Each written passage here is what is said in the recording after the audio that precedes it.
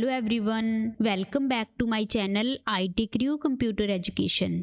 Data entry operator की इस video series में आज हम डिस्कस करने वाले हैं MS वर्ड की इंसर्ट टैब के अंदर आने वाले पिक्चर्स, शेप्स, आइकन और 3D मॉडल ऑप्शंस के बारे में। तो चलिए वीडियो स्टार्ट करते हैं। सबसे पहले हम बात करते हैं पिक्चर ऑप्शन के बारे में। यहाँ से आप अपने डॉक्यूमेंट में इमेजेस को इंसर्ट कर सकते हो। हम 3 तरीके से अपने डॉक्यूमेंट में पिक्चर इंसर्ट कर सकते हैं, from this device, online picture या फिर स्क्रीनशॉट के ज़रिए भी आप अपने डॉक्यूमेंट में कोई भी इमेज इंसर्ट कर सकते हो। सबसे पहले बात करते हैं दिस डिवाइस की। इस ऑप्शन के साथ आपने अपने पीसी में जो भी इमेजेस डाउनलोड करके रखी हुई हैं उन्हें आप यहाँ से इंसर्ट कर सकते हो। जैसे मैंने इस ऑप्शन पे क्लिक किया तो देखिए मेरे पास यहाँ पे 2 इमेजेस हैं। मैं इनमें से कोई भी इमेज अपने डॉक्यूमेंट में इंसर्ट कर लेती हूँ। उसके बाद ये इमेज मेरे डॉक्यूमेंट में इंसर्ट हो जाएगी। उसके बाद हम अपनी इमेज का साइज़ इंक्रीज़ एंड डिक्रीज़ कर सकते हैं। जैसे कि आप कॉर्नर पे आओगे तो आपके पास एक डबल एरो का साइन आएगा। यहाँ पे आकर आप अपने माउस के लेफ़्ट क्लिक को होल्ड करोगे और इसको यहाँ से ड्रैग करोगे तो आपकी इमेज का साइज़ डिक्रीज़ हो जाएगा। और यहीं से आप अपनी इमेज का साइज़ दोबारा से इंक्रीज़ कर सकते हो कॉर्नर से ही। याद रखना, इमेज के साइज़ को इंक्रीज़ एंड डिक्रीज़ करने के लिए कभी भी आपने हाइट या विड्थ का यूज़ नहीं करना है, इससे आपकी इमेज स्ट्रेच हो जाती है। हमेशा कॉर्नर से ही ये हाइट और विड्थ दोनों पे बराबर वर्क करता है, इसे ही आपने हमेशा यूज़ करना है। उसके बाद सेकंड ऑप्शन हमारे पास आती है ऑनलाइन पिक्चर की। जब आप इस ऑप्शन पे क्लिक करते हो तो इससे हमारे पास एक सर्च इंजन ओपन हो जाता है। यहाँ से आप सर्च करके कोई भी इमेज अपने डॉक्यूमेंट में इंसर्ट कर सकते हो। जैसे कि मैंने इमेज सर्च की माउस, देन एंटर, तो मेरे पास यहाँ पे माउस की काफ़ी सारी इमेजेस आ गई। इनमें से मैं कोई भी इमेज अपने डॉक्यूमेंट में इंसर्ट कर सकती हूँ। ये था हमारे पास सेकंड तरीका इमेज को इंसर्ट करने का। और थर्ड हम बात करते हैं स्क्रीनशॉट की। स्क्रीनशॉट लेने के लिए पहले आप उस पेज को ओपन कर लोगे जहाँ से आपने स्क्रीनशॉट लेना है। जैसे कि मैं क्रोम ब्राउज़र में गई और यहाँ से मैंने ये पेज ओपन कर लिया। उसके बाद हम वापस से वर्ड में आकर स्क्रीनशॉट में ही स्क्रीन क्लिपिंग ऑप्शन पे क्लिक करेंगे तो ये हमें उसी पेज पे ले जाएगा।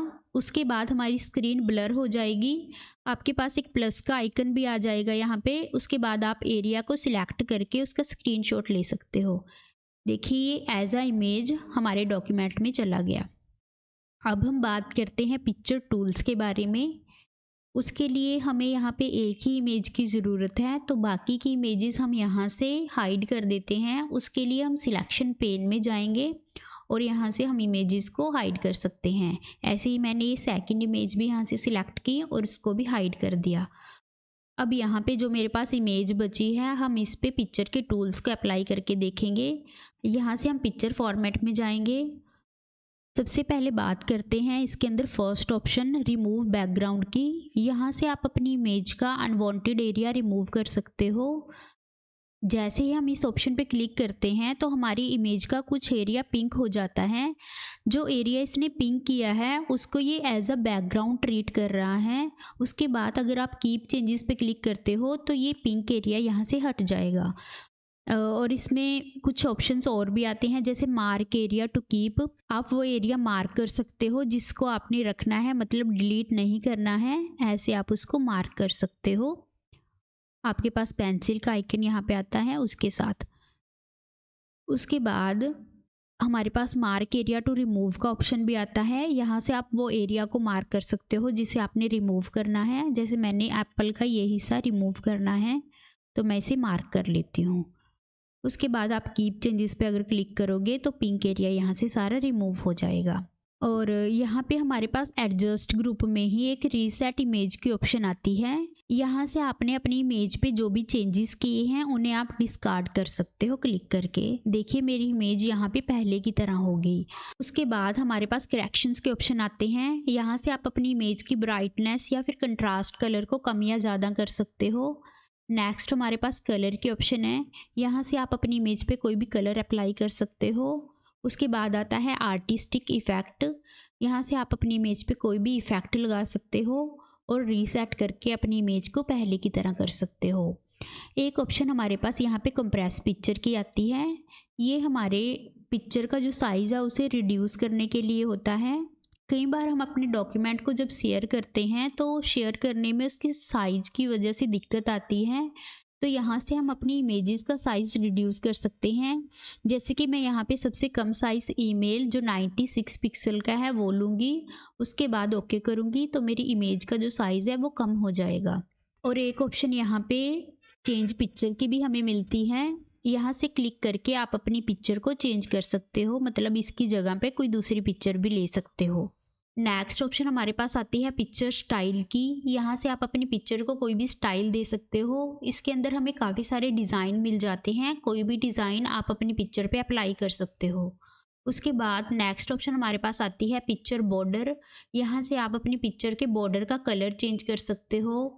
उसके बाद वेट के अंदर थिकनेस के हमें ऑप्शंस मिल जाते हैं, यहाँ से बॉर्डर की आप थिकनेस चेंज कर सकते हो। और अगर आप डैशेस बॉर्डर लेना चाहते हो तो यहाँ से डैशेस बॉर्डर भी आप ले सकते हो। नेक्स्ट आप अपनी पिक्चर पे कोई भी इफ़ेक्ट लगा सकते हो। इसमें हमें कुछ प्रीसेट इफ़ेक्ट मिल जाते हैं, इनमें से कोई भी इफ़ेक्ट आप अपनी इमेज पे अप्लाई कर सकते हो। उसके बाद हमारे पास शेडो की ऑप्शन आती है, यहाँ से आप अपनी इमेज को शेडो दे सकते हो। उसके बाद रिफ्लेक्शन आप अपनी इमेज को दे सकते हो। नेक्स्ट हमारे पास ग्लो की ऑप्शन आती है, यहाँ से आपकी इमेज को ग्लो इफेक्ट मिल जाते हैं। सॉफ्ट एजेस के इफेक्ट आप अपनी इमेज पे लगा सकते हो, बेवल लगा सकते हो। उसके बाद अपनी इमेज को आप 3D रोटेट भी कर सकते हो। और इन इफेक्ट को हटाने के लिए हम वापस अपनी पिक्चर को रीसेट कर देंगे। नेक्स्ट हमारे पास पिक्चर लेआउट की ऑप्शन आती है, यहाँ से आपकी इमेज एक स्मार्ट आर्ट ग्राफिक में कन्वर्ट हो जाती है। इस ऑप्शन को हम स्मार्ट आर्ट में ही समझेंगे, फिलहाल के लिए हम इसे स्किप कर देते हैं। उसके बाद हमारे पास ऑल टेक्स्ट की ऑप्शन आती है, यहाँ से आप अपनी इमेज को कोई भी डिस्क्रिप्शन दे सकते हो। जैसे कि आपके डॉक्यूमेंट के जो भी रीडर हैं, आपने उनको अपनी इमेज के बारे में कोई भी इंफॉर्मेशन देनी है तो आप ऑल टेक्स्ट में दे सकते हो। नेक्स्ट आप अपनी इमेज की पोजीशन सेट कर सकते हो। इसमें हमारे पास 3 ऑप्शंस आते हैं, टॉप, मिडल और बॉटम का। आप पेज के टॉप पे अपनी इमेज को लेफ़्ट, सेंटर, राइट में रख सकते हो, इसी तरह मिडल में और इसी तरह पेज के बॉटम में रख सकते हो। जैसे कि मैंने पेज के टॉप सेंटर में अपनी इमेज को रखा तो देखिए मेरी इमेज पेज पे टॉप सेंटर में सेट हो गई। नेक्स्ट ऑप्शन हमारे पास आती है रैप टेक्स्ट की। इसमें हमारे पास फर्स्ट ऑप्शन है इन लाइन विद टेक्स्ट। यहाँ से आप अपनी इमेज को किसी भी लाइन में सेट कर सकते हो। जैसे कि मैं अपनी इमेज को पहले थोड़ा छोटा करूँगी, उसके बाद मैं इसे किसी भी लाइन, जैसे मैंने यहाँ पे डॉक्यूमेंट वर्ड के बाद इसे रखा तो इस लाइन में ये सेट हो जाएगी। जैसे a picture fit your document, उसके बाद हमारी इमेज आती है, क्लिक इट, मतलब ये एक पूरी लाइन विद इमेज हमारे पास बनती है। नेक्स्ट ऑप्शन हमारे पास इसमें आती है स्क्वायर की। इसमें हमारा जो टेक्स्ट होता है उसके बीच में हमारी इमेज एक स्क्वायर में सेट होती है। उसके बाद ऑप्शन आती है हमारे पास टाइट की। इससे आपका जो टेक्स्ट होता है वो इमेज के थोड़ा और क्लोज आ जाता है। उसके बाद हमारे पास थ्रो की ऑप्शन है। थ्रो से भी हमारा जो टेक्स्ट होता है वो इमेज के बिल्कुल क्लोज आता है, मतलब उसके जो एजेस होते हैं उसके बिल्कुल क्लोज आ जाता है हमारा टेक्स्ट। नेक्स्ट हमारे पास टॉप एंड बॉटम की ऑप्शन है। इससे हमारी इमेज के टॉप एंड बॉटम में टेक्स्ट रहता है। उसके बाद हमारे पास बिहाइंड टेक्स्ट की ऑप्शन आती है। इससे हमारी इमेज टेक्स्ट से पीछे चली जाती है। उसके बाद इन फ्रंट ऑफ टेक्स्ट से हमारी इमेज टेक्स्ट से आगे आ जाती है। नेक्स्ट हमारे पास ऑप्शन आती है एडिट रैप पॉइंट्स। इससे इमेज के पॉइंट्स को आप रैप कर सकते हो, मतलब जैसे मैं चाहती हूँ कि मेरी पिक्चर से इतनी दूरी तक टेक्स्ट ना हो तो मैं इन पॉइंट्स से टेक्स्ट को दूर कर सकती हूँ। उसके बाद हमारे पास मूव विद टेक्स्ट की ऑप्शन आती है। अभी ये ऑप्शन देखिए टिक है, मतलब जब हम टेक्स्ट को मूव करेंगे तो उसके साथ साथ हमारी इमेज भी मूव होगी। जैसे मैं यहाँ पे वीडियो से पहले अपना इंसर्शन पॉइंट रखती हूँ, उसके बाद अगर मैं एंटर करूँगी तो उसके साथ मेरी इमेज जो है वो मूव हो रही है। नेक्स्ट ऑप्शन इसी में हमारे पास आती है फिक्स पोजीशन ऑन पेज। इससे हमारी इमेज की पोजीशन पेज पे फिक्स हो जाती है, मतलब वो टेक्स्ट के साथ मूव नहीं करती। अब मैं यहाँ पे आकर अगर दोबारा से एंटर करती हूँ तो हमारा टेक्स्ट तो मूव हो रहा है बट इमेज जो है वो अपनी जगह पे फिक्स है। इसको हम बोलते हैं फिक्स पोजीशन ऑन पेज। उसके बाद हमारे पास अरेंज के अंदर ही ब्रिंग फॉरवर्ड, सेंड बैकवर्ड के ऑप्शन आते हैं। इसके लिए हमें बाकी की 2 इमेजेस की भी ज़रूरत है जो हमने पहले हाइड की थी। अब हम उनको दोबारा से शो कर लेते हैं। उसके लिए हम सिलेक्शन पेन में जाएंगे दोबारा से और उन इमेजेस को यहाँ से शो करेंगे। देखिए वो नीचे हमारे पास शो हो गई हैं।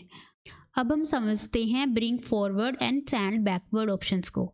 उसके लिए हम तीनों इमेजेस को एक जगह पे रखेंगे। जैसे मैंने तीनों इमेजेस को यहाँ पे रख लिया।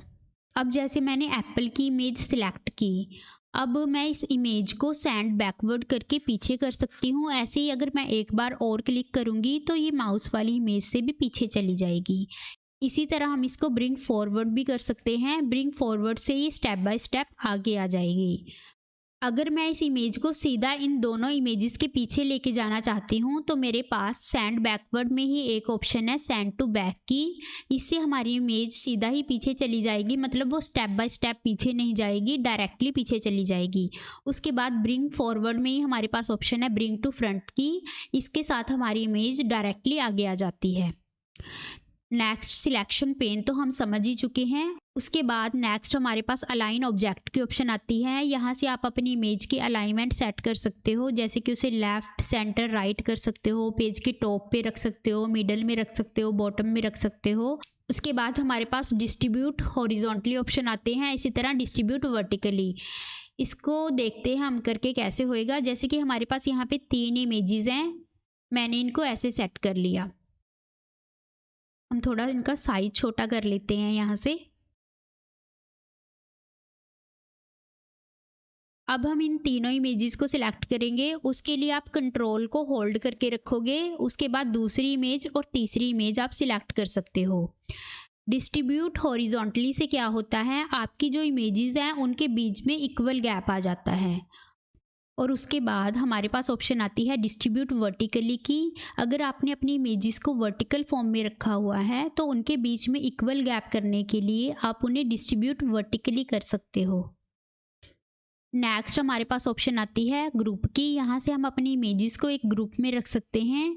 उसके लिए हमारी सारी इमेजेस एक टाइम पे सिलेक्ट होनी चाहिए। अगर आप इनको ग्रुप करोगे तो वे एक ग्रुप में चली जाएंगी और यहीं से आप इन्हें अनग्रुप भी कर सकते हो। और उसके बाद हमारे पास ऑप्शन आती है रोटेट की। यहाँ से आप अपनी इमेज को रोटेट कर सकते हो, फ्लिप वर्टिकल कर सकते हो, हॉरिजॉन्टल कर सकते हो। नेक्स्ट हमारे पास क्रॉप की ऑप्शन है। यहाँ से आप अपनी इमेज को क्रॉप कर सकते हो, जैसे कि मैंने इस एरिया को क्रॉप कर दिया। उसके बाद मैं बाहर क्लिक कर दूंगी तो ये मेरी इमेज क्रॉप हो जाएगी। नेक्स्ट हमारे पास हाइट विथ के ऑप्शन आते हैं। यहाँ से आप अपनी इमेज की हाइट एंड विथ को इंक्रीज एंड डिक्रीज कर सकते हो। तो गाइस ये थे हमारे पिक्चर फॉर्मेट के टूल। इसके बाद इलस्ट्रेशन ग्रुप में नेक्स्ट ऑप्शन हमारे पास आता है शेप्स का। यहाँ से हम अपने डॉक्यूमेंट में कोई भी शेप इंसर्ट कर सकते हैं, जैसे कि मैंने यहाँ से रेक्टेंगल की शेप इंसर्ट कर ली। उसके बाद हम शेप फॉर्मेट के टूल्स को समझते हैं। इसमें फर्स्ट ऑप्शन है इंसर्ट शेप की। यहाँ से आप अपने डॉक्यूमेंट में मोर शेप्स को इंसर्ट कर सकते हो। उसके बाद हमारे पास एडिट पॉइंट्स की ऑप्शन आती है। यहाँ से आप अपनी शेप के पॉइंट्स को एडिट कर सकते हो, मतलब शेप को चेंज कर सकते हो। जैसे मैंने इस पॉइंट को एडिट करके इस शेप को चेंज कर लिया। नेक्स्ट यहाँ पे हमारे पास शेप के स्टाइल्स आ जाते हैं। यहाँ से आप अपनी शेप को कोई भी स्टाइल दे सकते हो। उसके बाद हमारे पास शेप फिल के ऑप्शन आते हैं। हम काफ़ी तरीके से अपनी शेप को फिल कर सकते हैं। इसके लिए हम ग्रेडियंट में जाकर यहाँ से मोर ग्रेडियंट्स में जाएंगे तो हमें यहाँ पे काफ़ी सारे ऑप्शंस मिल जाते हैं। जैसे कि यहाँ से आप नो फिल ऑप्शन को यूज़ कर सकते हो, मतलब आपकी शेप में कुछ भी फिल नहीं होगा।